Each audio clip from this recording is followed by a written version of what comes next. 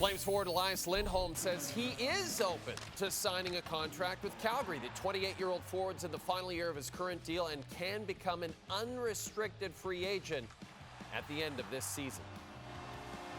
I just been pretty clear that I'm willing to stay, so that's about it. I love Canada as a country and Calgary as a city, and ever since I got here, it's been great. Fans has been good, and everyone's treated me well, and great teammates and everything else. So so far so good.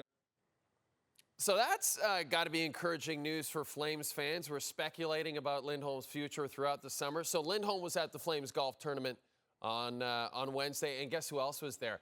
Our own Calgary bureau chief Salim Valji was at the tournament as well, just swinging the sticks and making everyone look bad out there. Buddy, great to see you. How different did Elias Lindholm sound to you compared to the season-ending media conference back in April? Jay, dare I say, I think Elias Lindholm sounded more optimistic and open about a future in Calgary long-term today than he did several months ago after that disastrous season. The caveat being, Jay, he was very short and cold with the media. He was already very, very frustrated with the line of questioning so early on, even though we hadn't spoken to him in several months. So he did say several times that he loved the city of Calgary. He mentioned how much he loves the country of Canada and being here, and that he wants to get something done. But there was a tinge of frustration in his voice. He was standoffish with the media. So while the words were correct, maybe the attitude and the body language and the tone maybe didn't match up with the words.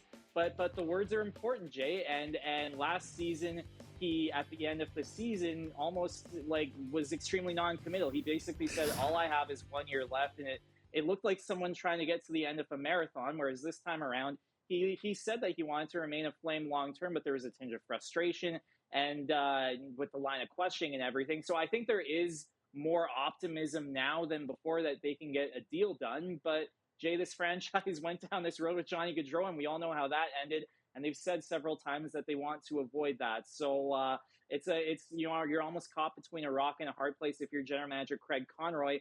But despite the body language, despite the tone, despite the frustration with the media today from Elias Lindholm, I think there's a tinge more optimism now than a few months ago. And then for players like Noah Hanifin and Mikael Backlund, they're also entering the final year of their contracts. How different is their situation heading into this season? I think it's extremely different, Jay, because both players, again, publicly said that they want to remain here. And what I think is super interesting is that, teams constantly talk about how they want to get off to hot starts. And if you remember, the Calgary Flames did that last season. They were 5-0-2, and that was one of their best starts in franchise history before they fell off a cliff.